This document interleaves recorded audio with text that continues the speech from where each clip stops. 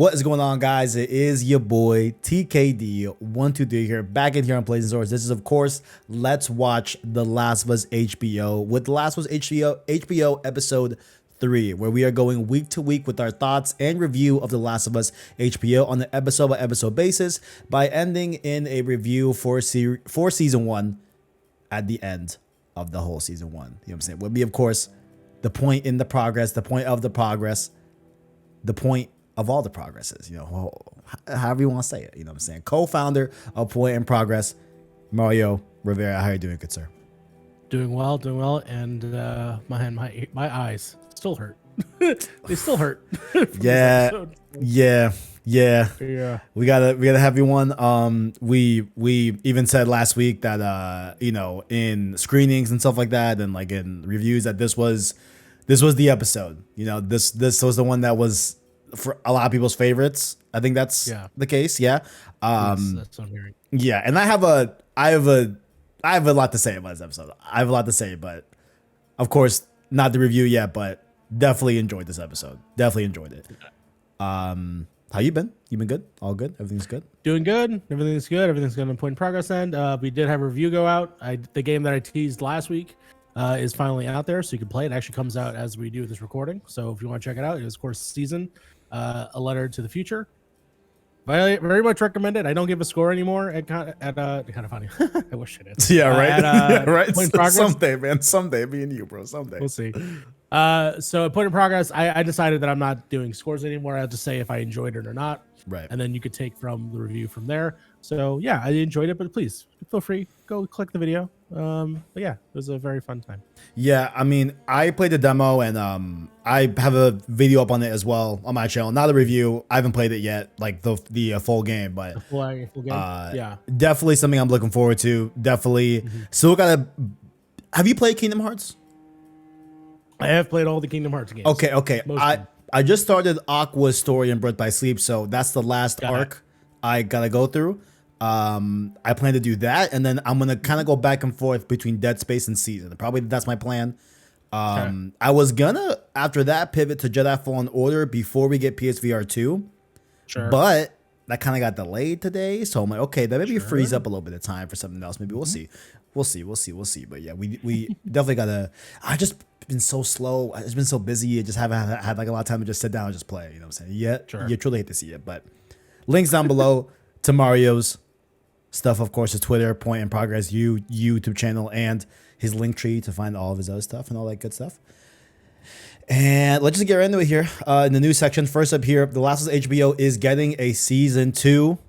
That's right. Of course, big shocker. Not really, but you know, big shocker here. And it has been confirmed that it will be covering the controversial, to some people, you know what I'm saying, The Last of Us Part 2. So I'm very excited for that. There's I do just got one thing to say, right? Like maybe this could be just them wanting to wait and see how ratings went for the second episode, excuse me, before they announced the greenlit. Obviously this was probably greenlit way weeks ago, right? Obviously, but I'm thinking too also, like, okay, like maybe this theory doesn't hold weight because episode 3 doesn't have any like real tendrils to part 2 at all, but tendrils. I did that. Lord. I did that. I did the thing. I did the thing. I definitely did the thing. But my hope is that maybe now we'll start to see some more like concrete like elements of part 2 seeping into his original story. You know, I know we have talked about it being the same actor that plays the surgeon has to play, you know, Abby's dad, and like You would think. I would hope I hope so. they planned Yeah. ahead. Yeah. I assume they got someone to be that person, in which I hope so. we'll find out what that is. Adam Sandler. Why not? Hey, fantastic dramatic actor in a few movies, so Let's good do for it. him. We'll see. Let's do it. But Why not? what are your thoughts, Mario? Season 2, it's happening. Are we gonna run it back for season 2? Yeah, I would. I mean, Should we do it? Absolutely love this. Should we just run it back? You know what I'm saying? Hey, Confirm man, it I'm right down. now, everyone. Hey, man, let's get some sponsors by that time. Yes, You know, sir. make some money. Corey Cooker could be on the show. I don't know. That'd be Hell yeah. But no, yeah, absolutely. I'm excited for season 2 in general. Very much curious how they're going to bring certain characters to screen. it's funny because I feel so far removed from part 2 because I'm so invested in The Last of Us Part 1 right now because of the show and the game, you know. Mhm. And so going back and seeing clips of part 2, and I'm like, oh yeah, we're gonna see we're gonna see the wolves, we're gonna see like a lot of Seattle, we're gonna see all those people, we're gonna see Abby and Lev and all these different things, the village that they go to stop, like, to save Lev, like all the stuff that has left my mind because I'm so focused on Joe and Ellie's story that I totally forgot there's a whole bigger universe at hand that we can definitely explore within either this season or even next season's past that. Who knows? Dude, I just think to like the flashbacks in part 2, how they're gonna meld that Yes. into the story. And Seraphi Yeah. Island, you said Seraphi Island is Yes. that's the one that's the one for me. I'm like, I need to see that. I can't wait like, for that action scene. Oh my god! Oh, it's gonna be just to see it all in fire and they're on the boat. Oh my on the god, on the horse. Oh my god! I can't wait. I can't wait. Give me wild. And hopefully people, take part 2 for what it is. It's it being a masterpiece, of course. You know what I'm saying? Hey, the response to this episode already gives me an indication. No, but we'll go ahead and we'll talk about it. Oh man. But next up here on the news docket here, The Last of Us HBO viewership grows, unsurprisingly so. Reading here from Push Square. Links below to every single news point that we say here. Quote: 6.4 million people tuned in to watch the 3rd episode of HBO's Last of Us TV adaptation on Sunday night, meaning the series has pulled in more viewers than ever before for a second week in a row. The show's debut pulled in 4.7 million viewers upon its first airing, which was beaten by the second episode at 5.7 million. The last installment represents a 12% increase in viewership over episode 2 and a 37% jump over the premiere. The TV series' first 2 episodes are now averaging at around 21.3 million viewers, which is only beaten by House of the Dragon at 29 million. What do we got, Mario? Can't You know what I'm saying? can't The beat that numbers. hot D. Apparently, can't beat the hot D. But hey, keep going up. I mean, obviously, there's more getting invested in the show. It had like a massive, introduction with the first episode. I'm happy to see that it keeps increasing. Hopefully, all our mothers are watching, all their brothers, all the fathers watching it. Like everyone's coming to see the show for the first time and understanding what it is to what the game we've been talking about for the last 10 years. So yeah, keep it going. Haven't pushed my dad quite yet in the last week, right? But my mom, I did, Sure. right? And then Yeah, I was telling her, hey, like it's based off a very famous, very big game, and that kind of turned her off. I'm like, no, my mom, please, just my mom, stop, no, stop, Just trust. Wait, Do please. you like Walking Dead? Just, Yeah. do that. I'm like, mom, no, it's not just gonna be like a HUD that you're not gonna say it. No, like it's not that. Okay, You don't have to hold the controller, Mom. You Yeah. just have to watch it. Yeah, I'm like, oh, damn it. We're gonna try again. It's cool. We got it. Hey, I got my mom to do it. I think you can do it.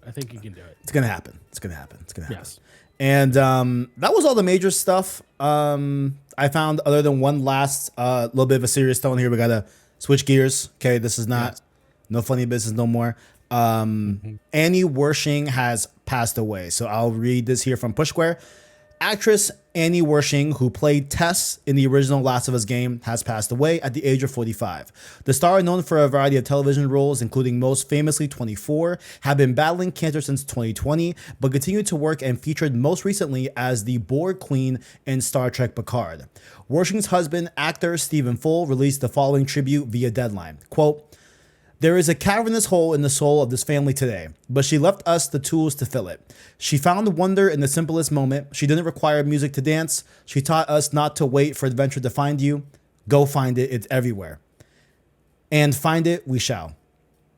As they drove our boys, the true loves of her life, down the winding driveway and street, she would yell bye until we were out of earshot into the world. I can still hear it ringing. Bye, my buddy. I love you, little family, unquote.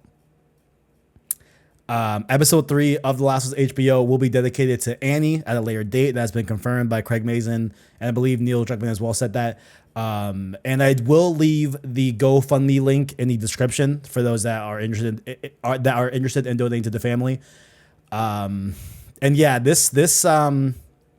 This hurt in a specific way where, obviously we're coming off of episode 2. You just said in the pre-show as you were talking, right? Like having to kind of relive the moment of Tess dying in the original game in the TV adaptation, right? To translating that to seeing the real life actress and the person behind that original role pass away due to cancer, at a very young age, is very, very devastating. She's always left her mark on The Last of Us, right? And there's plenty of tributes that are greatly written by Neil, and by Troy Baker and etc. And like a lot of cool set photos and everything. And like, Yeah. So Tess touched me years ago, first experiencing this game and was one of the main hooks into this world, right? And so, she meant a lot to all of us that really love Last of Us. So if you have any words, Mario, I'll let you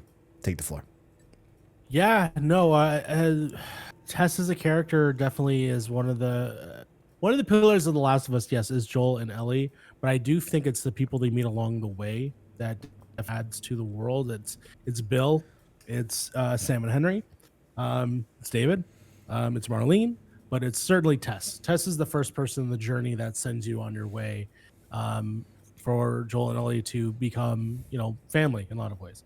So they have a very important role at the very start of this game, and they definitely make an impression, especially of like how they go out, specifically in the game. And so yeah, for it to be oddly timed, with the passing of the character on the television show, it definitely hurts just maybe a little bit more that to see that this person that gave a lot of herself to the character, made the character for what they were, have someone see that interpretation from someone else. But yeah, no, it's definitely sad, especially hearing all of the different messages that Troy Baker, Ashley Johnson, Merle Dandridge, even Neil, the behind the scenes photos, they all look like a happy family, and even though they're telling one of the most saddest games of all time. But yeah, it's a sad thing, and yeah, I've heard of their role recently in Picard, that they're a major character on that show. So it is unfortunate.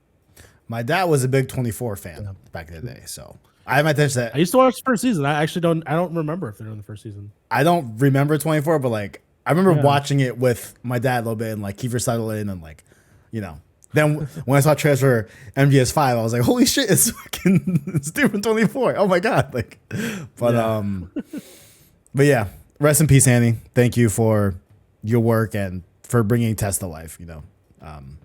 So yeah, let's roll into The Last of Us HBO episode 3 review and breakdown.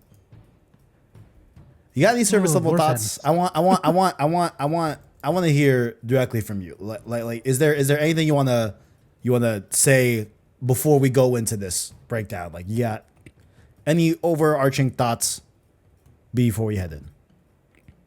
Yeah, we could talk about a little bit what we kind of mentioned, what we wanted from the episode from last week. I think we talked a lot about what our ideas are, like how they could tell certain moments, certain things, including, I think we brought up elements about Joel being in the trap, them going to get into the school and all that, like all those things. We're expecting this big spectacle with Billstown specifically, and coming out of that, as much as I'm sad to say that it's not in the show, I don't think the show is better for it. I think the show is actually better for it that it's not there, because the episode that they end up telling, honestly, was way more than I was expecting, and honestly, really, truly, honestly, better than we could have gotten in any other adaptation.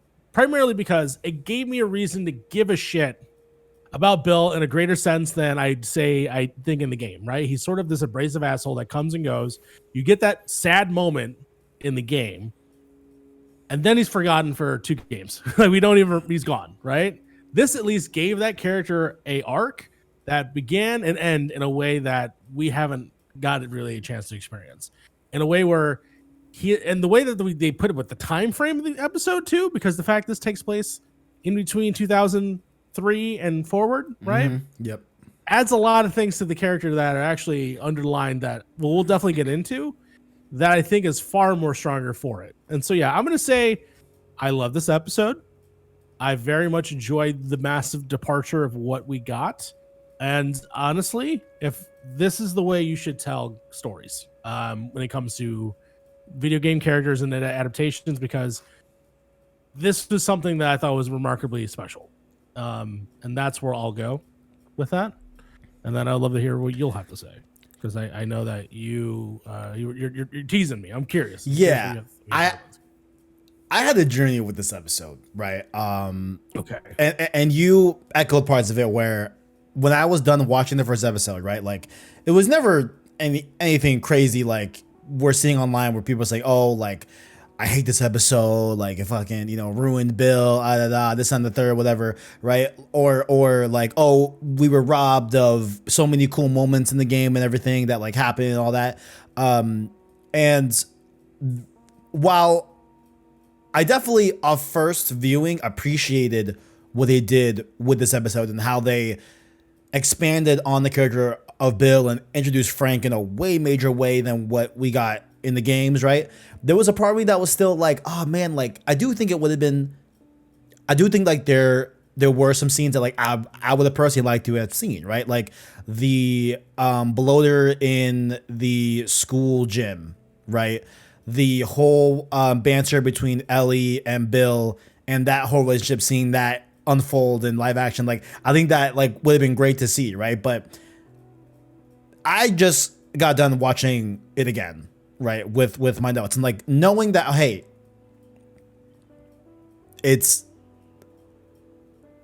a different side to Bill, and like this is and yeah, they could have done what the knee jerk in me, lover of the game wanted, which was to give me all those scenes of the bloater in the school and all that, right? Like they could have done that, right?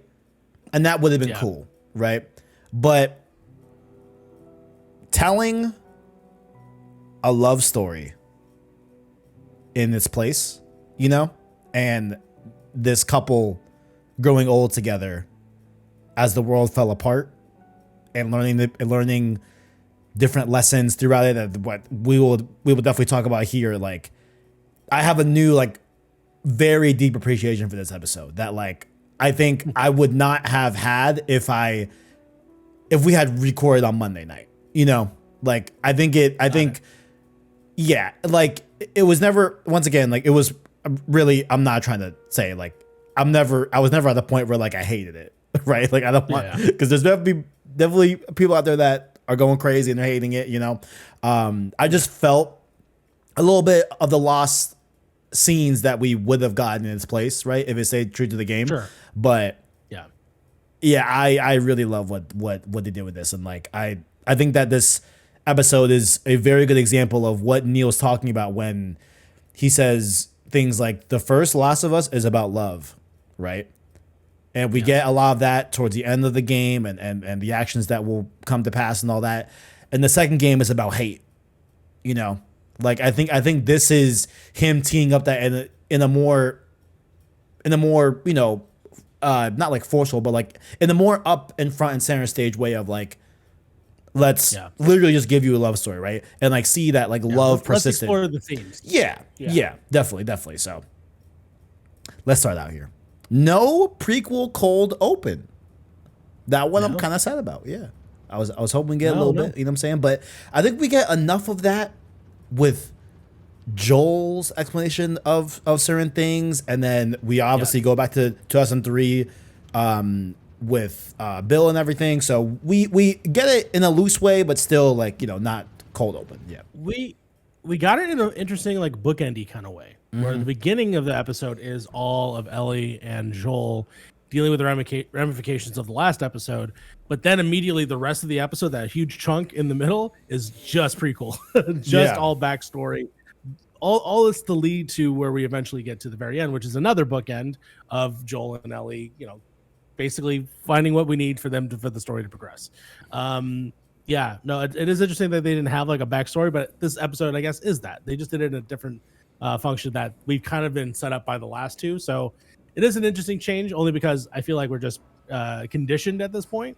But I think this was the right way to tell the story overall. Right.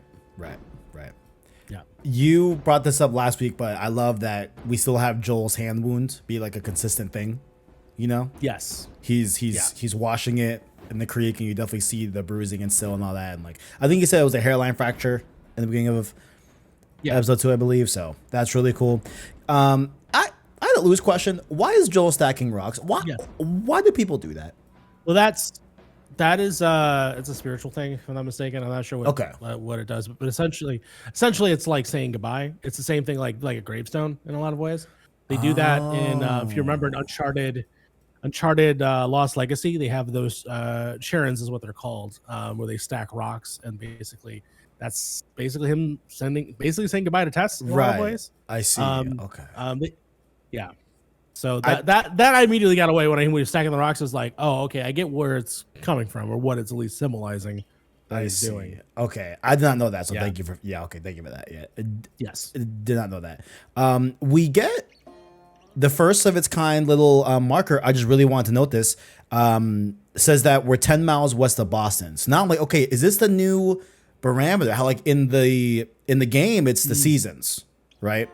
Yes. Are we going to be tracking how many miles we are from Boston? Is that going to kind of like for the TV adaptation, like a better way of really looking at how far they're going? Is that, do you get where I'm at? I don't know. You know what I'm saying? Like, that's just what I thought. I just figured I just figured I'd note it, but no, I think it's definitely a marker of like how far they've gotten for sure. I don't know if that will be episode by episode, at least not necessarily from Boston. I think the next spot that we're supposed to see them, I know in the game it's somewhere else, but in the show I think it's going to be Kansas City. Yeah, Kansas City. So we'll be we'll be arriving to Kansas City, and then maybe if there is some section of the episode that is outside of Kansas City, we'll have a similar thing. I wonder if they are using that as just like, meanwhile, outside of Boston. Right. But yeah, I do find that interesting. I think we'll get title cards again, like the main ones. Like the 20 years later was in black, was black screen, if I'm not mistaken. Mm-hmm. I wonder if they'll do that again for the seasons. But I don't know. That is a good question, because it's all theoretically taking place still in the same section of when we play the game. So right. Indeed. Yeah, I don't know. I love this conversation they have early on with Ellie and Joel, where Ellie's like, "Hey, like, don't blame me for your decisions. You know, like, it's not my fault that, you know, you feel away and like, yeah." So I just thought that was cool. But then we just have this scene where they're making their way to Billstown, right? One thing I just really want to, I keep paying attention to with Ellie. Like I'm keeping a close eye on Ellie now, knowing that we have a part 2 in the works. You know what I'm saying? Ellie once again is taking an extreme interest in like, oh, where's that scar from? You were shot. Did you shoot back? What's it like? Do you miss? Are you bad at shooting, or is it just happens like? It could be just a kid thing. I could be reading too deep into it, right? But like, she is being curious like any kid would be, right? But it's about violence, right? Yeah. So we can start to see this, you know, this almost breeding of what Ellie will become in part 2. Like, that's just what I'm going to be paying a lot of attention to. I could be reading too deep into that, but that's all I had to say pretty much about that section. If you had anything, you know.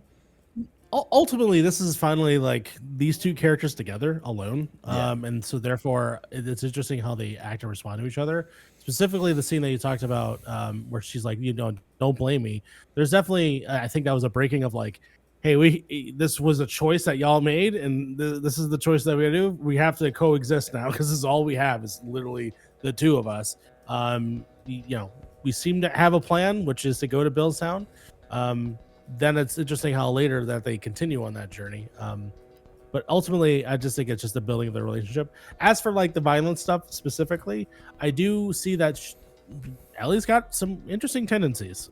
Specifically, how she treats, you know, the stalker that we see later that is trapped in the rubble, by killing it. There's definitely some interesting things that this character is developing that I wonder how much of that's going to come back, which, as like you said, in video game lore, she is kind of sadistic at a certain point. I'm curious how that's going to progress. The thing, me and my friend Frank, who's also in Point in Progress, we had a conversation about specifically that, and how the big moment of the show and how the show is going to rectify how Ellie's going to be is after in the video game, there's a moment where she shoots a gun. We are waiting for that scene to happen. That's probably going to happen maybe next episode or 2 episodes from now. But we feel like that's a turning point for the character. And so how this show version is going to react to that, I'm very curious about. Is it going to be emotional, like very emotional? Or is it going to be something where they just did it as a commonplace thing? I don't know. We'll find out. Very, very excited. Yeah, very excited. Yeah. Let's go right to where Ellie does that act, right? Cumberland Farms. Is that a store? Would you know? No. I'm thinking, would you know? No, no. Is that a thing in the game? No, I just think it was just like a random thing, right? I thought I saw someone on Twitter say, "Oh, hey, Cumberland Farms, like I used to work there, whatever." So down below, let me know if that's a real spot. I love this little thing where Joel explains to Ellie that him and Tess would hide supplies on routes, right? Just in case they were in a jam and they needed supplies, they would. So I'm thinking, okay, in game lore, when we loot, is everyone doing that? So are we looting other people's stuff? Like that was just like a little thing that I was like, hey, like that'd be cool if that's like the in-world explanation as to why there's certain loot in like different places. I don't know. That's just that's, you know. I googled it. Cumberland Farms is something. Yeah, it is a convenience store. So that's kind of funny. We see Home Depot later in this episode. Hell yeah! So it's good that we're keeping to certain things. So there you go. Okay, no, I'm done. The Mortal Kombat 2 shout out. You know, a little bit of Riley in there. Love it. We love that. Definitely enjoyed that a little bit. Actually, a straight reference from the game, which is awesome. But the only thing is, it was a different game. It was called The Turning, if you remember. Yes. And then she does basically the same thing, explains what the game is, but in real life, using the real example of this game. Very cool. Very cool. Very cool. Yeah. And I like that, you know, they have some video game lore in there. Like, why not? You know what I'm saying? Like, the fact that it's an actual video game and it's Mortal Kombat. Yeah, I'm like, they could have been like, this is Crash Bandicoot. Hey, would have been into it. The world ended in 2003, so I feel like Crash is going to be somewhere in this world. I don't think. I don't think we'll get Uncharted. That's just, you know. But if we're doing it, it's definitely going to be Crash. I feel like for sure. We'll see. If we don't see a PlayStation 2, it's got to be world, a 2. Oh, dude. Yes. Show me that PS2 Slim. Oh, show me that shit. Show me that. Yes, sir. With the fucking right now, it's right up there. With the transparent controller, give me that. Yes, sir. Yes, sir. He says that it's been a couple years since he went down this route to see Bill and Frank. So I thought that was interesting. Okay, like you haven't been here in a few down this route. Okay, I'm not sure. Because they are going to Bill and Frank's. So yes, he hasn't presumably seen Bill or Frank in, he says, years. Yeah. So I thought that was a interesting note. You know what I'm saying? But yeah, like I write. Like in my notes here, basically that, you know, Ellie, I think personally that scene where she's under the store and she's looking at the infected and the rubble, right? Like that's one of my notes I put where like, yeah, that is definitely of a sign, I feel like, of her violent nature, right? And that coming to pass. But also like I love how she like examines it too, and like I bet. And like, and I just wonder if she's wondering, like, hey, like, is that what I look like? You know, like, is that is like survivor's guilt, maybe, like something like that, you know? So I thought that was a cool scene, for sure. Yeah, definitely interesting how she treats this thing, and I mean, obviously, she's not. They're not saying like, hey, like, oh my god, this was a person, even though she bring that up in the last episode. So I don't know. I think it's just a weird exploration for a kid to do, but I think we've done stuff like that, just not on that scale. So definitely. But after this, Joel stashes his rifle in the Cumberland's farm. I feel like that might be useful at some point, maybe not, but I feel like that might be something that we should remember. Backtracking, I just think that it's just a fun idea that's how they stash it, and there's guns and floorboards. That's cool. Kids, go look at floorboards. And it's unfortunate that he says that, hey, there's not a lot of ammo out in the world for this. Yeah. But if he only had kept it, well, Bill had plenty. You know, it is what it is, man. We see the famous airplane shot. This is great. This is really cool for us to have been following this this TV show, because this is the first ever shot that we ever saw of Last of Us HBO. Very cool there. And then one of my favorite parts in the episode is Joel explaining how the infection spread over the course of a couple days, right? Basically confirming everyone's video Yep. that they made about the bread. Indeed. I wish I knew his name, and I feel embarrassed because I work for this company. But IGN has someone on socials. I think he's great. I know exactly what you're talking about. He is great. I don't know his name, but that dude is doing this thing. Great dude. But he had a really nice, concise breakdown of it too, about the flower and everything. And I do want to read his whole quote, but Ellie calls out monkeys. I'm thinking, is that a call, a little bit of wink, wink, nudge to the university level we'll eventually see in the game, or hopefully in this show too, where there's monkeys at that university and such. Ellie says, quote, "They don't teach us their shitty government failed to prevent a pandemic." And I was like, that was woo. Woo. There's another one later that Bill says that we'll talk about. Makes me laugh as well. Yeah. But, I was like, huh. Okay. Well. Yeah. Yeah. Yeah, we can just leave it at that. While You know what I'm saying? ladies and gentlemen, they were shooting the show during COVID. It's so funny. Oh, man. Oh, Lord. I'm going to read for a little bit here because I just want to read what Joel says, right? Because I think it's very important. No one knows for sure, but best guess, cordyceps mutated, and some of it got into the food supply. Probably a basic ingredient like flour or sugar. There were certain brands of food that were sold everywhere, all across the country, across the world.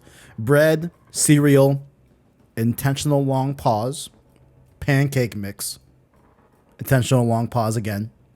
You eat enough of it, it'll get you infected. So the tainted food all hit store shelves around the same time, Thursday. People bought it, ate some Thursday night or Friday morning. Day goes on, they started to get sick. Afternoon, evening, they got worse. Then they started biting. Friday night, September 26, 2003, and by Monday, everything was gone. Like, all right. Bro, There that's it tough. is. I love that he leaves out the part that it was his birthday. Yeah. I was like, okay, yeah. He leaves that out. Definitely leaves it out. I was hoping Ellie would be like, wow, like I feel like with all the commotion, like you wouldn't have remembered the day it was, you know? Yeah, it's very specific that you know that.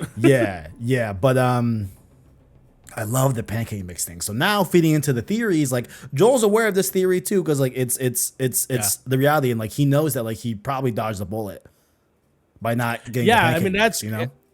It adds credence to everyone's theories. Like, oh, if he had the pancakes, if they had the cake, you know, they're making the cookies. Like, all those things were super intentional in the making of the show, and so clearly, it's cool that the show is acknowledging the stuff that we would have came up with. And so I thought that was I thought that was real nice. I have some notes where I'm writing down dates and times because I'm trying to make a timeline for the end of this, but that's we can go over that. Ellie says it makes more sense than monkeys. Is that kind of folk? I don't know if that was like just a folk or something, but I don't know. That or did you ever see the movie Outbreak? No, I haven't. It's a pandemic that starts with a monkey. So I don't know if that's just a joke about that specifically. Okay. You know, Craig Mazin and Neil are old, so they probably remembered that and just made that as a reference. I see. Is it 28 Days Later with the monkey too? I haven't seen 28 Days Later. I'm gonna Google that real quick, but yeah, Google that. Definitely do that. And then Joel and Ellie stumble across a mass grave. Joel was trying to get Ellie to avoid it. Ellie wanted to see it. Then it did not realize the nature of it. And Joel says, quote, "About a week after Outbreak Day, soldiers," once again, long pause, "went through the countryside, went to the countryside, evacuate the small towns. Told you we were going to a QZ, and you were if there was room. If there wasn't, they were killed." Yeah. Is there monkeys in 20 Days Later? There is monkey. That is this catalyst of how it starts. So that may be a fun reference to that. There we go. Indeed. Yes. Indeed. Which would have came out roughly after 2003. So yeah, that makes sense. And then really fucking dark transition to the corpse of the mother and the kid. And I'm like, I don't know if you can do that. I was like, for a second there, I thought they were gonna follow the episode with them. And I was like, oh shit! But I'm glad that they were. Man. Yeah. I was just That was like, a lot to take. are you allowed to do that? I don't know if you can do this. I don't know if you can do that. That's kind of fucked. But we jump back to 2003. The official day is September 30th, 2003. So this is 4 days after Outbreak Day. This is the Tuesday after Outbreak Day. Just as Joel said, there's Fedra, by the way, immediately established. If I took this as like our universe, yeah. No, please go, please. Yeah. No, I was gonna say, is Fedra a real thing? Because I have no fucking clue. But like, the fact that Fedra was immediately a thing after 4 days from the pandemic thing. Here. Yeah, because when I did my iceberg research, Fedra isn't a real organization, but it's named off of something that's very. I think it's FEMA. It's supposed to be off of. Oh my god, that's funny. That's a tie in the point in progress because we always say that FEMA kidnaps our hosts when they can't make it to the show. So that's pretty funny. FEMA is the thing. FEMA's they're like okay. You remember the fire festival, the Ja Rule Fire Festival? Of course, I fucking love that documentary. So you know those tents? They're based off of FEMA tents. So like in terms of like places that need resources, those are the tents they use. And so the FEMA's that's hilarious. Holy great shit. tie-in. So Fedra's like a militarized version of of FEMA then. Okay, that makes sense. So this is their world version of that. So okay. All right. When Joel said soldiers, I'm like, okay, maybe like he says soldiers specifically and not like Fedra, right? And maybe because this is like the military, you know what I'm saying? So I didn't think to look at the patches, but those are Fedra agents for real. I mean, we'll see right here on our side, but like in this scene specifically that we're talking about, the early 2003 scene here, they specifically say Fedra, I think, on the badge here, if I'm not mistaken. Yep, right there. Oh, boom, yeah, it is Fedra. Yeah, look at that. Okay, okay. Fedra's there, right? Like a couple days during the pandemic. I assume the soldier maybe at the beginning is also Fedra, but that I'm not too sure. I know that the military is just involved in general. But yeah, I don't know. Very interesting. Yeah. So maybe they are literally just FEMA in this world. Yeah. But some variation of it. Yeah. So they're going around, as Joel said, they're going around the countryside. They're kicking out people. They're like evacuating everything. Then we see Joel. No, not Joel. Bill. Doomsday Prepper. That's our introduction to Bill. Yep. That's right. Doomsday Prepper. And like I forget if it's said in the games that he's a Doomsday Prepper. I know that was kind of like the intent. Implied. Yeah, like heavily implied. I don't know if it was like explicitly said, but now it is obviously. I love his quote where he goes, "Not today, you new world jackboot fox." Which fun fact. I listened to the Corey Cooker podcast. Thank you. And they talked about that line specifically. And Craig Mazin wrote this episode. He wrote in the script. He likes to write in the action because you can like in scripts you can like write what the character's thinking at that moment. He wrote that as something the character is thinking, and then Nick Offerman was like, "Craig, I'm gonna say this out loud because this line is too delicious not to be said out loud." And so he's like, "All right, do whatever you want." And so now we have that line, and it's fire. He's not wrong. It's fucking fire. No, it's good. But yeah, man, let's talk about Bill. Fucking Bill, man. Our fucking boy, man. Please take it away. Nick Offerman as Bill. Fantastic. I mean, I would have loved to have seen the original actor reprise his role as Bill because he is a on-screen actor. He's been in shows like Deadwood. He was actually in a movie that I saw not that long ago with Reese Witherspoon, and I was like taken aback because it was just Bill. I was like, oh shit, there's Bill. It would have been good to probably bring him back for this, but at the same time, I like their new interpretation of obviously what we get. So Nick Offerman's kind of perfect to have that. How can I describe it? He's a badass. He's a rugged person, but also he's very funny and also touching in a weird way. Yeah, and I think he was able to capture all those elements that we get from this episode. Yeah, man, there's not enough good things I can say about Nick Offerman's Bill. Like when you watch this, right?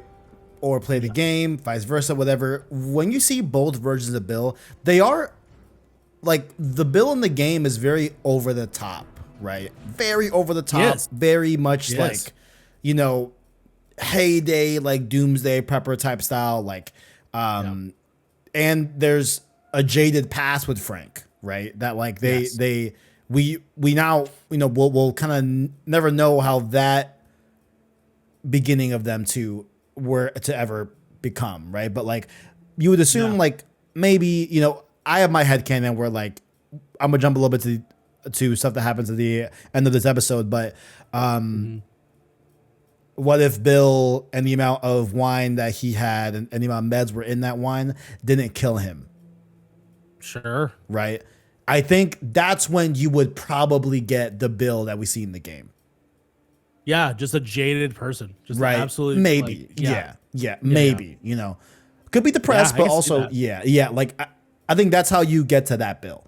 But yeah, like this Bill is different, right? Like he doesn't have like a overly, you know, jaded, like overly out there type of personality type here. Like you still see Bill, right? Like he's still doing his booby traps. Like it's definitely still like he has some moments with Joel and Tess that we'll get to in the episode where like you see a little bit more of that game Joel, but like it's cool that, you know, he's just a little bit different.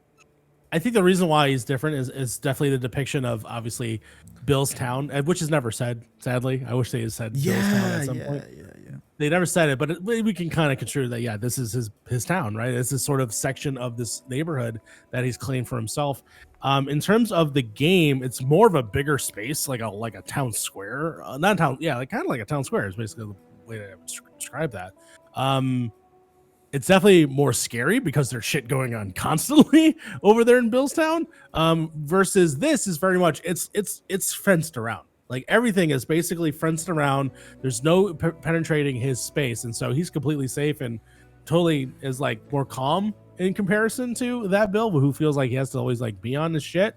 But I don't know. I think in terms of this version of it, he's just living his best life as we're watching on the screen. He's just enjoying. I think he's eating rabbit or steak at this point, and having wine. You know? Yeah, I know Frank says rabbit.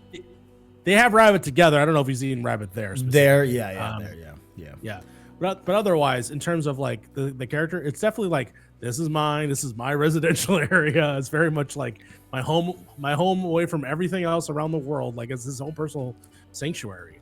Yeah, and I think it's really cool how you mark the difference in like the way the town is, because like in the game, like there's high buildings, right? Like it looks more of like a city. So I think like that is going to add more of a tense to it because you don't know what's around the corner and you can't see that far into the overall town. As opposed to here, where like it's very much a small town countryside. Everyone evacuated 4 days after the outbreak. So there's still plenty of supplies at the Lowe's, plenty of supplies at the gas stations. Like it's a lot more believable that, oh, okay, like a doomsday prepper, like this is like the best scenario. Yeah, like this is his playground, and he makes it his playground. Yeah, so like I think the way they threaded this Bill, like from intro, like and everything, like I feel like it checks out. It makes a lot of sense. So you know, we get that really fun light hearted montage when Bill was looking at the infected while he's eating that we just passed. We get that factions music. Listen. Every time every time people, we're gonna call it out. We love that Yes, sir. Give me that. We love that faction music. Absolutely. Yes, sir. Gus and everybody on the team just eating so good. So good. God damn it. So good. Yeah. And then we jump to 2007. So 4 years after the outbreak day, we see the growth of Billstown. He has fucking remote controlled gates, everything. Like, it's fire. Like, man, that's a nice setup. He prepped, and the booby traps that we see, like the tripwire here, fucking absolutely cool. And straight from the game for the most part. Yeah. Oh, that's I totally forgot about that. You're right. Yes. The tripwire. Like there's that massive scene you see when the thing runs into the wire and then blows up. This is a shotgun blast, but at the same time, it's still the same effect. Yeah, which we get later too. So yeah, definitely. Yeah, and then our boy Frank arrives. Right. That's right. I love a character we've never met before. Never met before. I just love these small details about he was from the Baltimore QZ. He was traveling with 10 people. He's the only one left. They were headed to the Boston QZ because the Baltimore QZ, he says it's gone. And I love that. Like, that's such a scary fucking, like, what do you mean? Fuck yeah, it is. What do you mean it's gone? You know, like, what do you mean? Yeah. Like, that's scary as fuck. Holy shit. Like, I love that. Bill has a testing module, you know, is a little bit hesitant to trust him, whatever. But I love when, I think one of the first connections that we get is Frank saying, like, you already know I'm a bad liar, you know, based off of Frank trying to lie to Bill, but spoke too late, whatever. Super cool. Frank goes to take a shower, all that. Bill's making food. We can stop a little bit here at the first meal, right? Yeah. Because it's pretty important. Yeah. And I just love that, like, Bill is being, like, very cautious, very, like, to me, like, my quick thoughts, right, were like, oh, like, he probably hasn't spoken to a person like this for this long of a time, let alone have someone in his house. Yes. In 4 years. Yeah, for dinner. Like, I get how, like, he can be just, like, very weirded out, but, like, as I kind of reflected a little bit more, it's like, is he a little like confused, shy, like doesn't know what to do with these feelings? Like, yeah, like that's what I got too. I'm trying not to take too much of what I got from the podcast with Corey Cooker, but multiply, I felt this way too when I saw it. Is that Frank's a good-looking guy, all right? Amen. And I feel like there is, and this is what I was kind of hinting at previously, why I think this time setting of where we are in the world in which this takes place, it's big because it's post 9/11. It's before any major bills coming out in terms of like LGBT and same-sex marriage and all that stuff. Like, this is a time where it's not the greatest time, I would say, in the world to come out or be hidden, most likely closeted. And so what we know about Bill in this time is that he's alone in this house and his mom might have lived there. Yeah. And that is it. Nobody else. Like, he's comfortable being by himself. And which is interesting because in the same cone of that, he's a super conservative man who has a "don't tread on me" thing in the background. And he also loves guns. Yeah. At the same time, he's fighting within himself of who he might be. And so his interaction of allowing Frank to come in, like, it's like, I think there's almost just a kismic reaction that he knew something about Frank, that he could trust him, even though everything about him is saying, no, don't trust him. Protect my world. But for some reason, he lets Frank in, and Frank knows how to get to Bill. And I think it's because they have that energy of like, I know you because I see you, and I think you see me too. Right. And so I think that is why we get the scene that we do, specifically once they start getting to the rest of the scene with the piano. So yeah, there's definitely something. It's interesting. And we're watching it now, and I'm seeing Bill's face, and I'm seeing Frank's face, and I'm seeing there's something interesting, like the smile right there, that little smile that he just did. Yeah, I fucking love these guys. First of all, Bartlett, Murray Bartlett, who was previously in White Lotus, which I just watched not that long ago. So for him to have that introduction for me, and then him being here, is just like, oh my god, fantastic. Which, by the way, he was cast on this show before White Lotus ever came out, and so he was not as well known as he is now from that show. Oh, so really? When that show came out, yeah. So this was filmed while he finished White Lotus, but White Lotus hadn't come out yet. Right. I see. And so when that came out, it's like, oh, he's going to be a bigger person, in the future for all the stuff that he's on. So it's kind of cool to have him on here. But yeah, anyways, there's a lot I could say about these characters, but I'll start there. What are your thoughts on the rest of this? Yeah, no, I mean, you pretty much nailed it. I can only speak from a love dynamic, right? Like, not with another male, even though I don't think that is going to make a huge difference. But it was just like something like, oh, like I see him. Like, at first I just thought it was like, hey, like, weird out that it was just like another person, but like he is wrestling with himself, like, and like, yes. I think that is the intent for sure. We go over to when they're playing the piano. Also, while this whole scene's happening, great scene, beautiful scene, right? But in my head, I'm like, Neil got his musical. Like, you know what I'm saying? Like, I'm like, yeah. Like, Neil Druckmann, he's like, he fucking got it. I was like, I knew Hey it. man, Yeah, man. The Last of Us is basically a musical. Part 2 is basically a musical Shit. for the amount of people singing in that goddamn game. Insane. But yeah, no, and the choice of the song, which The man, title, there's so long time. Yeah, long time, and I will be listening to that song after we finish this because indeed. I actually really like what they did. Yeah, no, the whole scene with the piano, man, that's also I think a fun thing of just like discovering someone's talent and being sort of in awe of it. And I feel like that's the moment where it kind of activates in the Frank of like, hey, maybe I don't know, he goes for it in a lot of ways. He literally does. He goes for it. Yeah, he's like, who's the girl? Yeah. You know?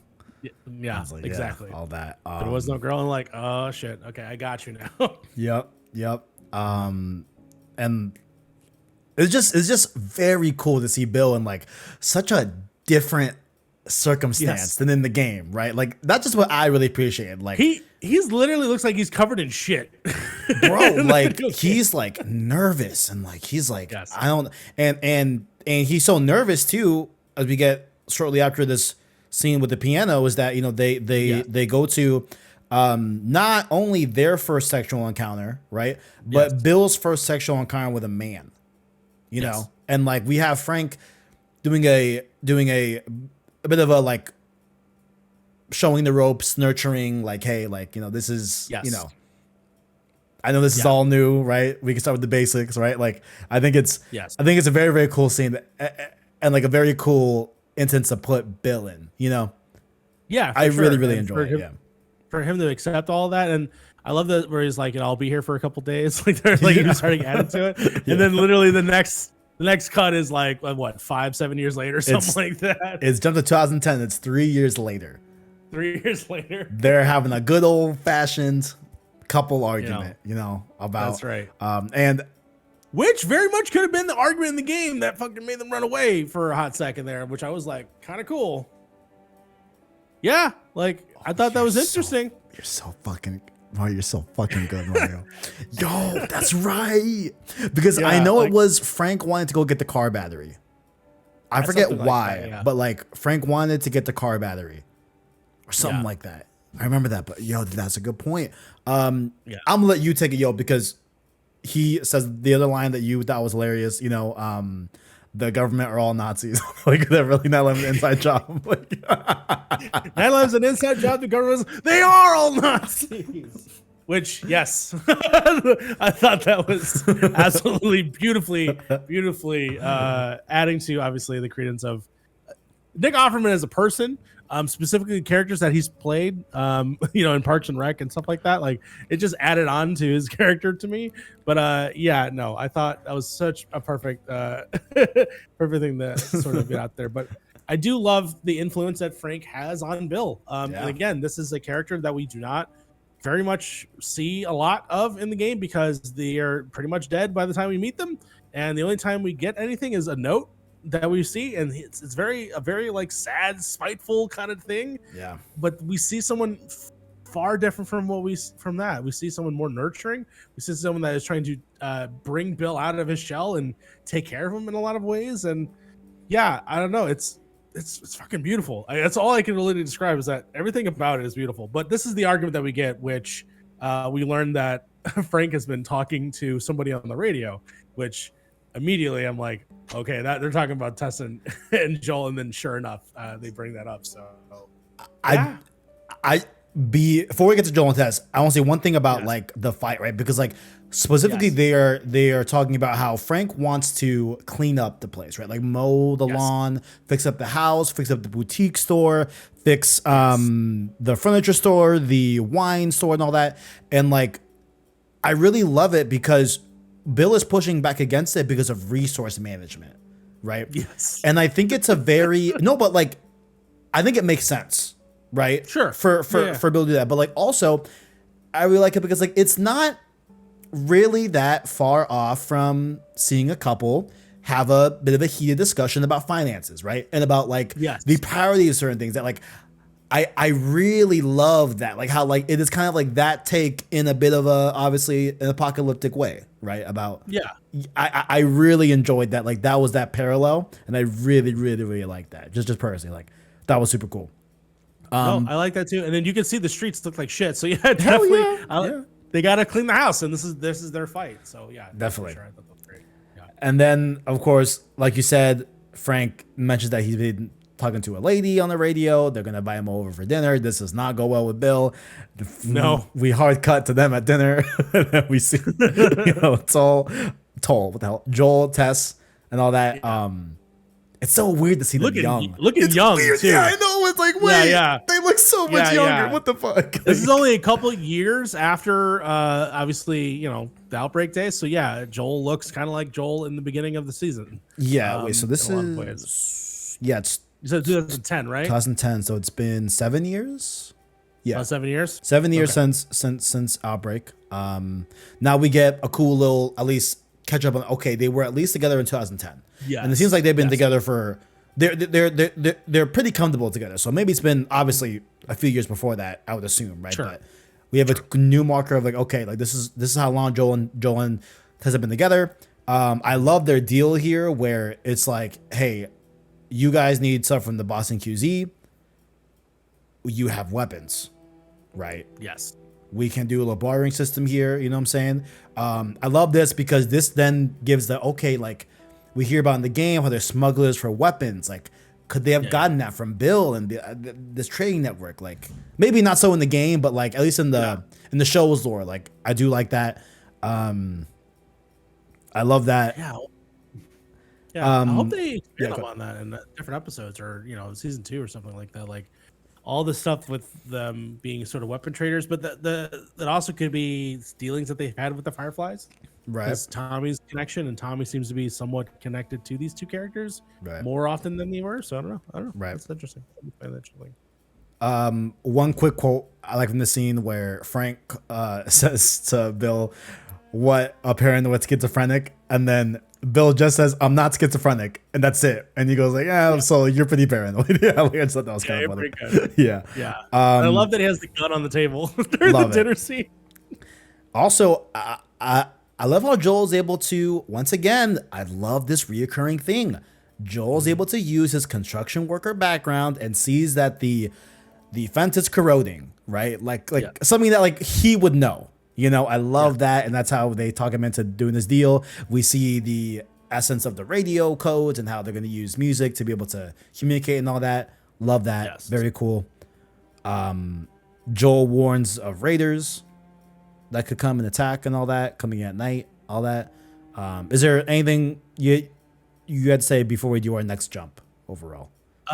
Overall, seeing how the pairings of the scene, specifically Joel and who he is as we know him, and Bill being somewhat of the more distant characters versus Tess and Frank being more of the more open and more open-minded characters. Interesting parallel between the two different groups. Only because that's connecting to later in the episode when we get the note that these two people didn't necessarily see eye to eye, but they see themselves as the same type of people. Right. And I found that an interesting pairing this early on in the episode, especially connected to what we get to later, which we'll talk about. Indeed. Love that. Bill says that he's not a prepper, he's a survivalist. Just like, so funny, bro. I wrote down Joel has a red backpack. That's just kind of just like, okay.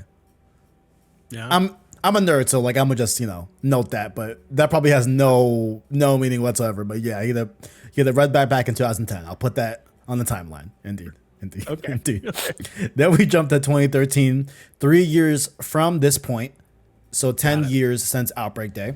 Just keeping track there. There's this weird scene where they seem to have somehow stacked cars up against the fence.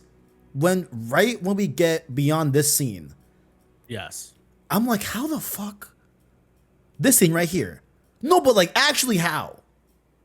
Do they have a forklift? Do they have? Maybe. At this point, they're not that far from a Home Depot. I'm sure there's those for only made. That's fair. That's fair. Okay.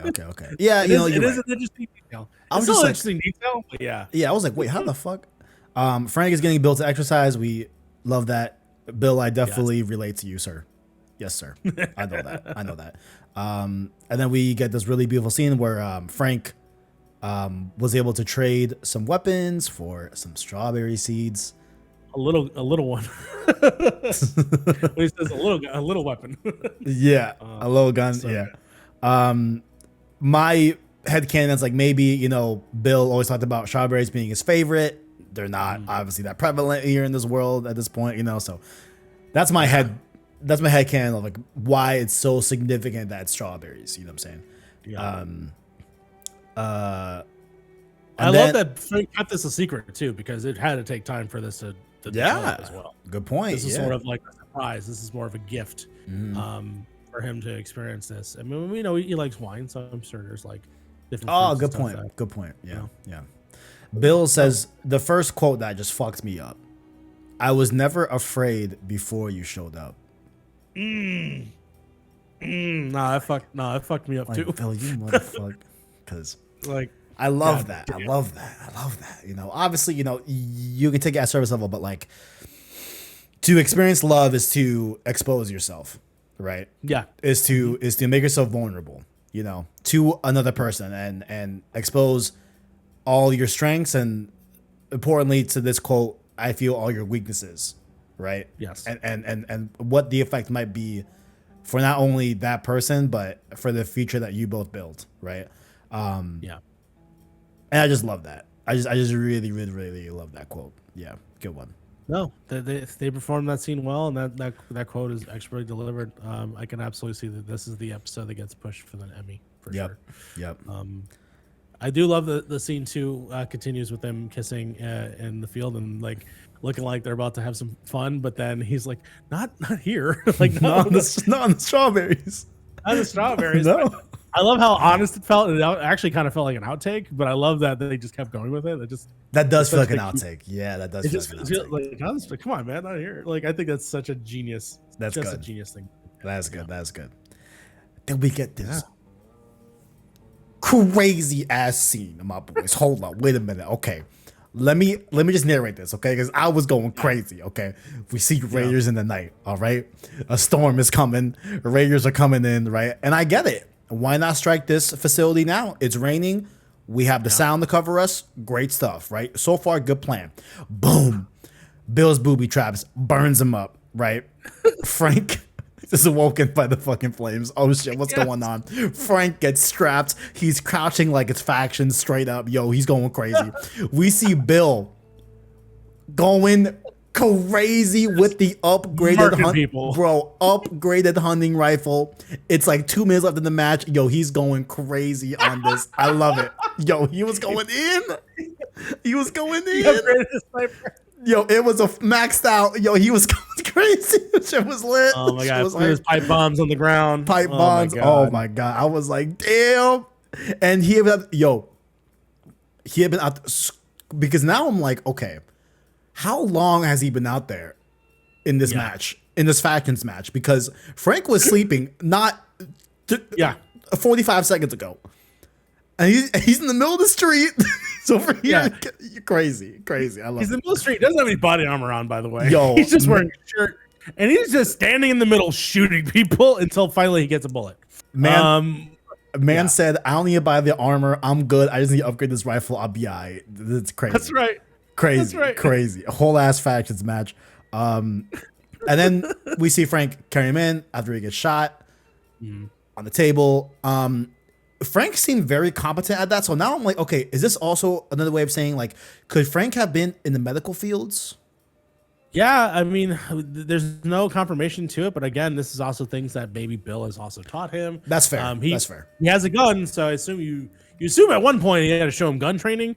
Since he has 1,000 guns. So this is all stuff that they could have prepped for specifically if this ever happens. But I do like this as a moment of like, Bill's basically saying like, all right, the defense is going to take care of the rest of them, so I don't have to worry about it. But him basically just giving him everything that Frank would need in the case of an instance of him not being there, including call Joel. Yeah. Which I thought was pretty because he knows that if the one person that's going to help protect Frank is going to be Joel. At least that's what he believes. Yeah, I do love that you brought it up too, because this is 2013, so this is 10 years ago, right? Yes. And we see that, if Bill is needing someone to protect Frank, he chooses mentally Joel, right? And like that to me just shows, okay, like there's a level of trust there, right? That's like really deep. But yeah, I mean, like I just think, Frank acts calm as shit, like calm, focused, did this, that, got the alcohol, whatever, like I just feel like it was definitely telling of like maybe he does have a medical background or just trained. You're right. Could be either or. Yeah. Then we have our last jump to the modern day in the timeline. This was wild. Fucking whiplash, bro. Like, oh shit. Yeah. 2023. The first image you see is 2023. The first image you see is somebody in a wheelchair. We immediately assume that it's Bill. Yeah, that's what I thought. Yeah. Nope. Yeah, it's 10 years later, so this is 20 years since Outbreak Day. This is during the current timeline. Frank's in the wheelchair. We don't know this quite yet, but he's sick. I'm pretty sure it's cancer. They specifically they talk about cancer in the episode, I think, but there's not necessarily a like definitive like it's cancer or it's ALS or it's MS or Okay, right. Debilitating things. Yeah, because he can't get up, he can't move quickly, as we learn later in the episode. Right, yeah. And he all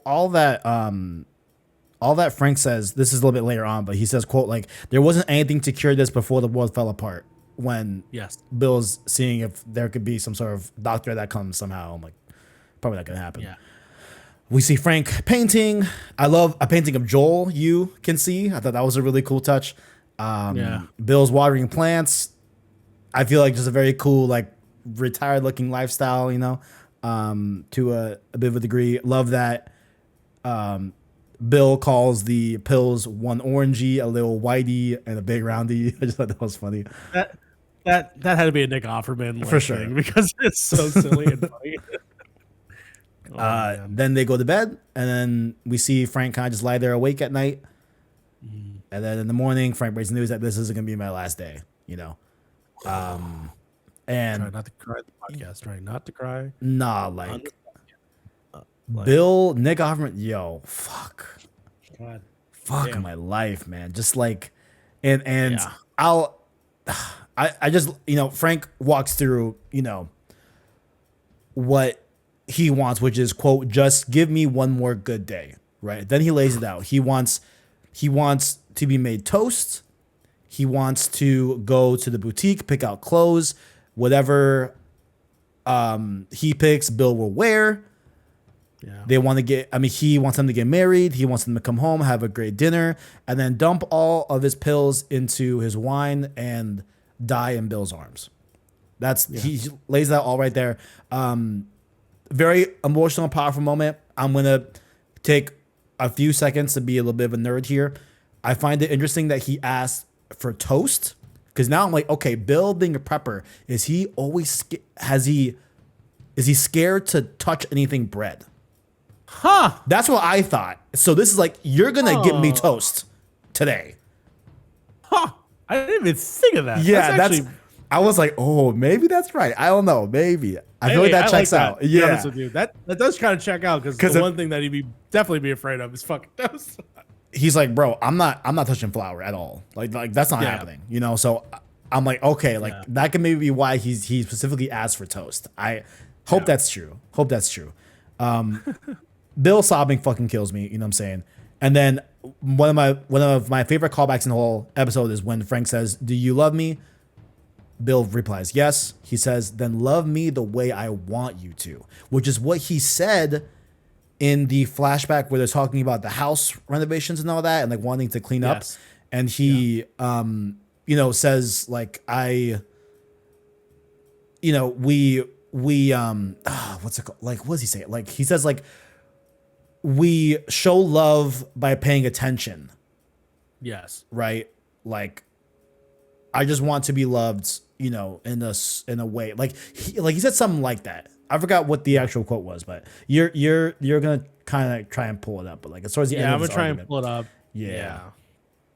But it's something along those lines. Fill in there, fill in there, fill in there, fill in there, fill in there. Some right here. A little bit before that. Here. A little bit before there. Okay, right here. Yeah, this one. Yeah, just tell me why. Yeah, paying attention to things. Yep. Things. That's how we show love. But then he says, "Then let me. This is my street too. Just right here, right here. Let me love it the way I want to." You see what I'm saying? So I was like, "Oh, that's a beautiful callback to that quote." Yeah, yeah. God. Oh, I'm gonna cry. Okay. This whole thing is fucked. Yeah. Then they go get married. They're in the nice attire. Bill goes, makes the meal. It's the same meal that Bill cooks for him when he first arrived. It is. Same he moves wine. the plate in the same way as well. Like, oh my God. They had their dinner.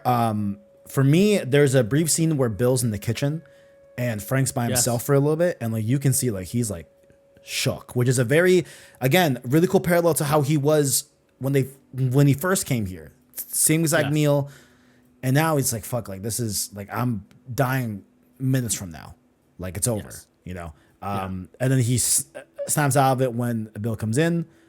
And then we see, you know, they drink the wine. Bill drinks it in a very specific way, just like him. And then he says that, hey, like there's some meds in the bottle, you know. So I'm going out. Go ahead. Yeah. No, well, it's laid out very specifically. Okay. They have the first bottle, right? He opens it up. He pours it in the same way that he does in the first half. The second time, though, the bottle's already open. Good call. He pours. He does the thing that he says he does, which is he pours the drugs into the cup. He pours for both. But what he doesn't show Frank is that he's already put pills in the bottle. Right. Which then. You also notice, if I think this is what's pointed out in the first scene, I believe Frank is sipping, right? He's just drinking it like normal, but then you see he does the whole gulp too, which that then sends Frank off of like, what are you doing? Like, what's happening? And then he's like, wait, what? Were there pills in the bottle the whole time? And that's when he's like, to kill a horse. And I feel like the reason why it's done that way is because Frank would have said, fuck no, Hell yeah, don't do it. Absolutely. Yeah. But of course, Bill, being the person that he is, of course, does it. And oh man, it's just I can read the quote if you would like. I can read the quote. Go ahead. Do you before we get to that? Do you want one nerd thing that I connected beforehand? Very, very quick. Go ahead, because if it's the quote that I think it is, I'm gonna tell you what Corey Cooker said about it. It's not a quote, but like I just feel like this exact circumstance. Mirrors Uncharted 4: A Thief's End, where the Pirates of Libertalia. Do you remember that scene? Oh, that's my favorite cutscene in fucking almost any game. Period. When like Nate is going off and like he's like, yeah, like these pirates must have gathered and they all drank wines and James Avery, you know, turned on all of them and all that. And like I just love that cutscene because like we see Elena just like looking at Nate and like Elena fully comes to terms with like, this is who you are, like. You're not some dude that works at home and like, you know, just works 9 to 5. Like this is you. But beside that, right? That's what I kind of thought of here. Having just one last dinner and like them succumbing to wine, right? Or any type of drink. Yeah. But then Bill says, that look. Bill says, quote, "This isn't the tragic I'm about to get fucking teared up. This isn't the tragic suicide at the end of the play. I'm old. I'm satisfied, and you were my purpose." That line is from a play. It's actually a big thing in Broadway plays, apparently, that if you are a homosexual character, a lot of your lives end in tragedy. A lot of times they always end in somebody dying, or, you know, this is basically saying that, like, this is not a tragedy. This is what we want. This is we're ending this in our terms. We're not ending it on sort of like a sad note. So that's why that's the strength behind the line. I didn't know that. Thank you. Yeah, which is the take back, the sort of trope in on plays. So yeah, it's a fucking sad, and a massive departure from the game. Massive, yeah, but in the best possible way. Yeah, I agree. I love that. You know, Frank says I should be mad, but from an objective point of view, this is incredibly romantic. Which Incredibly romantic. I'm thinking like, okay, cool. Like in the not 20, in the how many years? Oh my God. 17? Something like that, yeah. 17 years? Yeah. My headcanon's like, okay, like maybe, Frank's always wanted Bill to be a little bit more of the soft romance that, but like never did, and like True. obviously, right? So like maybe that could be why, but what fucked me the fuck up? What fucked me the fuck up about this scene, bro, is Gustavo gets on the strings, and it's the giraffe scene music. Yeah. I'm like, God damn it, man. And I just love that because like that's gonna tie back later. I hope it ties back later because we please give us that scene. Please give us that scene. Yeah. Please give us that scene. I will trade the fucking school bloater scene for that any day. Please, man, please. They know. Please. They know. They have. But I just love that like that scene. I feel like in the first game, at least for me personally, and that draft scene like represents life. Yes. Right. Yeah. Like that's just my opinion. Right. Like I'm not sure if that's true or not. I don't know. But like, hey, in this scene, it's love. Yeah, it's love. That's the new purpose of it. Yeah. So I just love that they specifically use that scene because real ones know like that scene. That track, like you can't just throw that anywhere. Like no, it gotta mean something. Then we jump to modern day. I just called out quickly here on this section that it is in Lincoln, Massachusetts. It's this Billstown is in Lincoln, Massachusetts, which is the real location in the game as well. Thought that was cool. Got it. We again see another trusting thing where Joel knew the code to the gate this whole time. Yes. But then we see doors unlocked, we see gates broken, we see flowers dead, we see everything in the house just as the way it is. We see candles melted fully, you know what I'm saying? Gustavo in his bag on the strings here and everything. Yeah. They go through the house and everything. Nothing too crazy here, but then we get to a really cool twist on the letter, right? Yes. Those that know the game, Frank writes the letter to Bill in a very, very like spiteful way, like, you never let me. Oh my God, did Bill in the game never let Frank love him the way that he wanted to? But we get that. But now Bill writes the letter to Joel. Yes, I love that it's dated. So they died on August 29th, 2023. Got it. Is when they died. So I presume a few weeks, maybe a couple months beforehand. None too crazy. Oh, please go ahead. Yeah, you have something to say. No, I was gonna say we might be able to pinpoint it because later they talk about the music system and how it was a failsafe. I wonder if it says how long until. I forget what the hell. I'll look it up real quick. Because Joel says towards the end that like he says Bill would have to reset the playlist every couple weeks. Got it. So that's kind of all we have. So probably it's been a couple of weeks. Yeah, probably it's been a couple weeks since when the song played at the end of the first episode. Then did it switch to the 80s track at the end of that episode? That's at the very end of the episode. The 80s track plays. So is that meaning that it's because it didn't? Yeah, because he didn't reset it. I think. Yeah, something like that. So yeah, if it's a couple weeks, then we know that it's at least been a couple weeks since they were able to do that. Yeah. So, I love Bill's tone in his letter when he starts laughing like he like they had to put that for Nick Offerman because that's fucking hilarious. Bill notes that he never liked Joel but respected him, and then I consider this, Bill's final words, right? Sure. Quote, I used to hate the world and I was happy when everyone died, but I was wrong because there was one person worth saving. That's what I did. I saved him. Then I protected him. That's what men like you and me are here. Wait, that's why men like you and me are here. We have a job to do. And God help me any motherfuckers who stand in our way. I leave you all my weapons and equipment. Use them to keep Tess safe.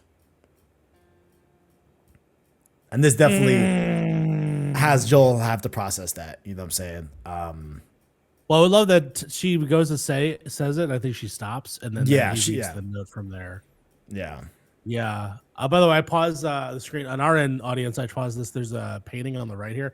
For a second there, I thought it was the Naughty Dog dog print right there in the photo, but it doesn't. It kind of looks like Oh, it, but not really. I don't know. that's a good It's interesting. find. It might be. It's Yeah, an interesting looking thing, but yeah, I don't know.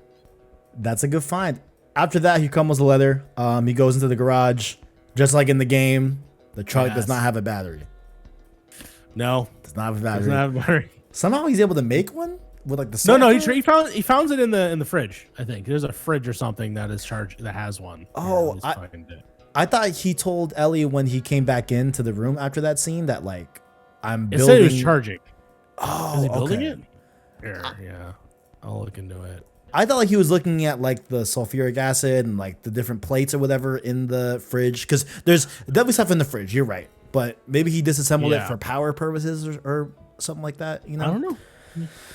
but we get a really cool. Oh, sorry, you're saying. Well, batteries degrade, right? So then maybe that's what he was doing to preserve it. I don't know. I'm not sure. Oh, okay, okay. Yeah, that could be a thing.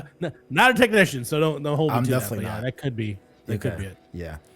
We get a cool recreation of the speech that Joel gives to Ellie after Tessa's death and after they go through the subway tunnels and all that. Saying, hey, if you're gonna stick with me, you don't tell anyone about your condition, right? Yeah. You will be killed. Do as I say, whatever. And then Ellie has to repeat it and goes, what you say goes, off the game. Really cool there. Yeah. Yeah, they go down. Costumes. Costumes. Yep. Yeah. W symbol. I'm like, there's the outfits. Yes, sir. We love that. Again, Ellie asked for a gun. Interesting there. One thing to take note. Other thing I thought was cool that Ellie takes toilet paper. I'm like, they're making fun of us, bro. They're making fun of us, bro. They know what happened in 2020. They know what went down with the shortage. They both take a shower. Oh, good thing to note for future episodes. Ellie does find the gun, takes it, stashes it. I'm sure we'll know what that has to do later. They get their in-game outfits. I love that they're in a Chevy S10 because my dad used to have a Chevy S10, and Joel's right when he's like, "No, this is a piece of shit." Like, you know what I'm saying? Like, it's not. But I love how Ellie says, "Yo, this is like a spaceship." I'm like, "Yes, Ellie, you want to be an astronaut?" I'm like, "Yeah." I love that. I love that. And I just love that she's like blown away by just a Chevy S10 because like that truck is like a piece of shit. I just love that.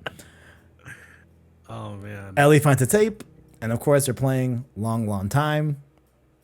And then the show ends. I mean, the episode ends with a beautiful zoom out shot of them driving away, and the windowsill. That's the Last of Us main menu. Yeah. Yeah. They did the thing. And the windows open. Could that be where Bill and Frank are?